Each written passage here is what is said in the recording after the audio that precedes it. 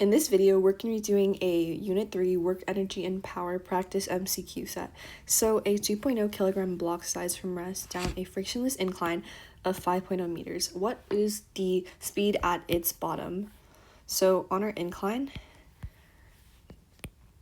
this is 5 meters of height, and our block is 2 kilograms.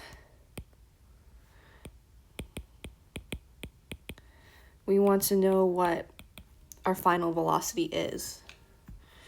If it's frictionless, we have conservation of energy.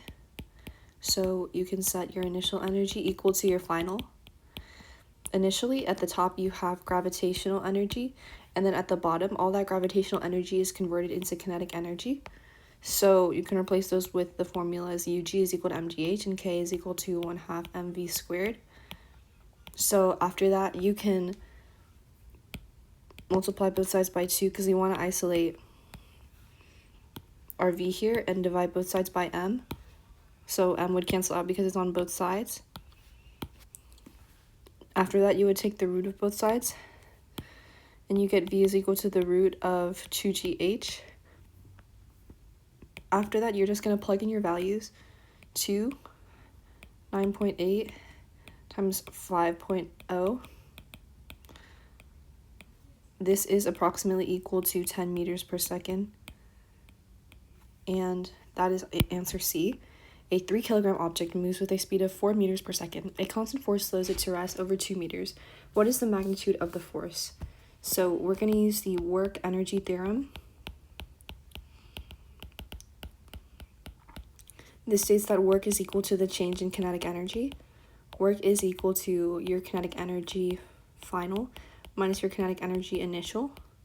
So that's 1/2 mv squared final, 1/2 minus 1/2 mv initial squared. The only thing that's changing is your velocity. Your mass is going to be constant, and that 1/2 is going to be constant as well. You know your final velocity is going to come to, your object's going to a rest. So that means your VF is equal to 0. Therefore, if you multiply VF by all of this, that's going to be equal to 0. So you have 0 minus 1/2 mv initial squared. So your work is equal to negative 1/2, 3.0 times 4.0 squared. This is equal to negative 24 joules. Now, we have to relate our work to force. We know that work is equal to force times displacement, cosine, and the angle between the force and the displacement. So because we have our force in this direction, let's say the object's moving in this direction, we have a constant force that's going to slow it to rest. That means that our opposite force, so this is our force that's moving, and then this is the opposing force. Now, what's the angle between them? That is 180 degrees. So you have work is equal to FD cosine of 180 degrees. 180 degrees is equal to -1 on the unit circle, because when you're at 180 degrees, you're at -1 position on the unit circle. So that is equal to -1. Now you can substitute in your work, which is negative 24 joules. So you have negative 24 joules is equal to your force times 2.0 is your displacement, and cosine of -1, so that's -1 here. So now this is equal to negative 24 is equal to -2 times your force. So just divide by -2. And your force is equal to 12 newtons. So that is going to be B. A 1.5 kilogram mass is attached to a spring with K is equal to 200 newtons per meter. It is compressed 0.2 meters. What is the maximum speed?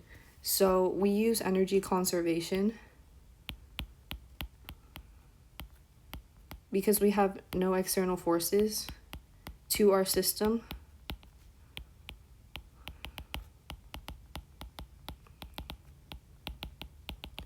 That means that your spring potential energy is equal to your kinetic energy.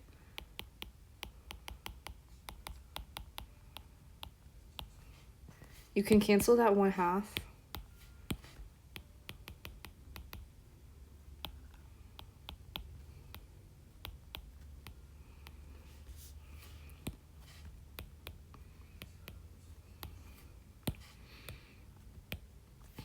So V is equal to the root of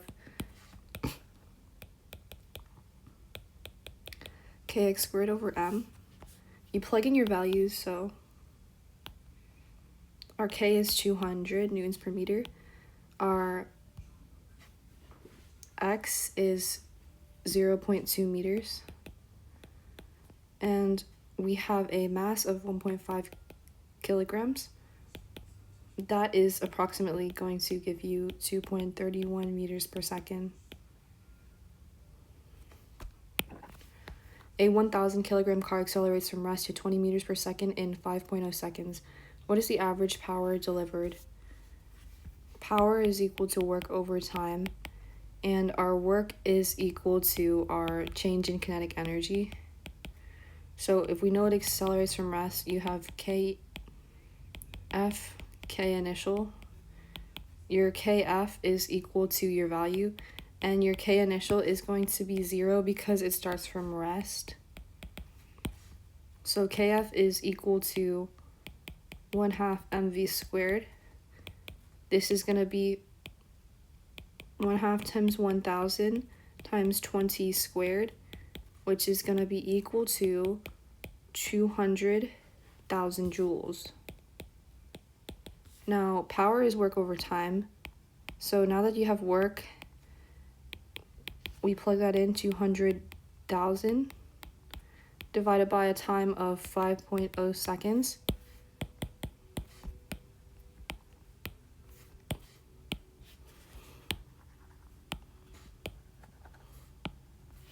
So that's going to give you 40,000 watts. A block slides across a rough surface with a coefficient of kinetic friction of 0.2. If it starts with 10 joules of energy, how far does it travel before stopping? With the work energy theorem, we have that work is going to equal to change in kinetic energy. And we also know friction always does negative work due to it opposing your direction of motion. So KF minus K initial, we're looking at when it stops. So if it stops, that means it's going to be equal to 0 and it's going to come to rest. So your KF, that's the wrong one. So this is going to come to a rest on the end. So that means it's going to be equal to 0. That's 0 minus K initial. And you have 0 minus 10 because it's starting with 10 joules of energy.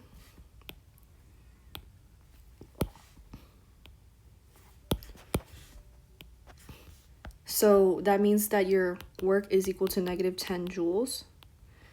Now we have to find our work by friction.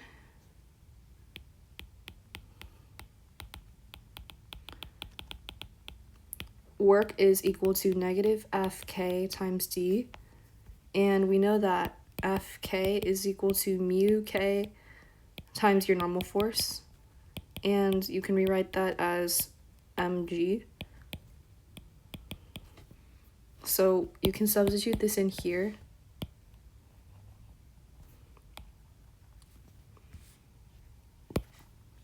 So when you get Fk, that's going to be equal to 0.20, which is our coefficient of friction, which we get, actually, let's just write what the result is here. So you get your 0.20, and you get your mass. So your mass is 2 times 9.8. This is approximately going to be 4 newtons. So now you can plug this in here. So your work, this is negative 10 joules, by the way.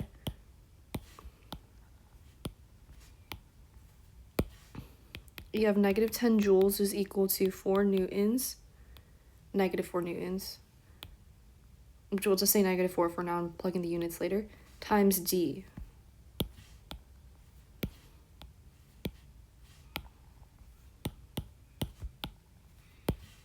So now you just divide both sides by negative 4. And D is equal to 10 over 4, but we can divide both of those by 2. So that's 5 over 2, which is equal to 2.5 meters.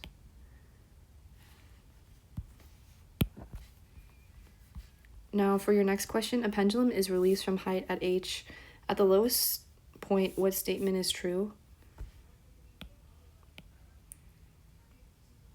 This is going to be our pivot. And this is going to be a height h. Actually, when you do pendulum problems, we have usually a small angle. So let's call this is what it could be later. So this is going to be a height of h. So at its lowest point, what is going to be true?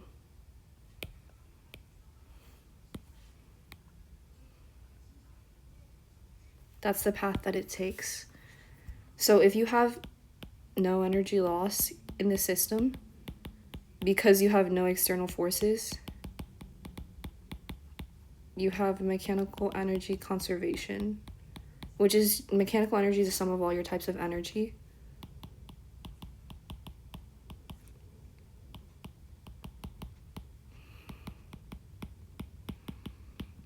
So when you're at the top, this is when you're at your h height. So that means your potential energy is going to be at its max. And because you're released from rest, your kinetic energy is equal to 0. Now at your lowest point, your h is equal to 0. This is because your h is equal to 0 here. And ug is equal to mgh. So if you have mg times 0, that's going to make it 0. Now here your h is equal to 0. So that means that your ug is going to be equal to 0, aka your minimum. And that means your kinetic energy is equal to its max. That's because all energy becomes kinetic. So once you're at this point, we'll make this our final point, and we'll make this our initial point. So at our final point, Ke max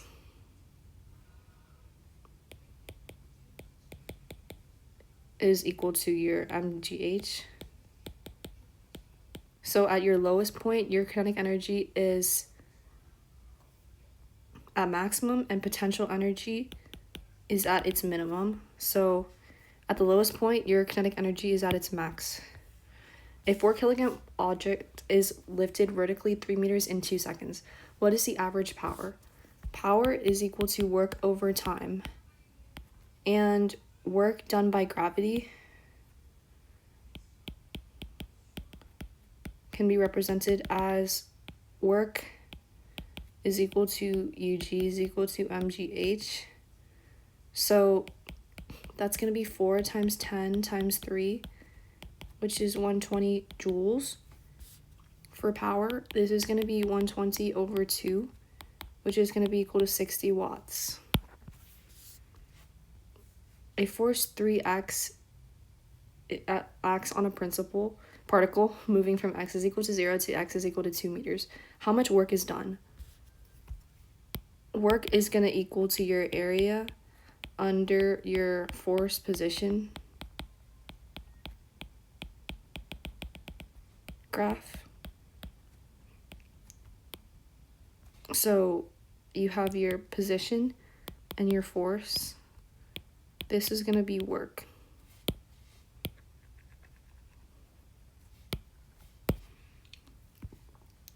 So you can also represent work as the integral from our limits, because we're going to have a max of 2 and a min of 0.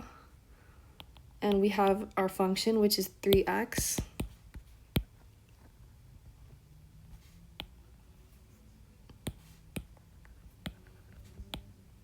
These are our limits of integration.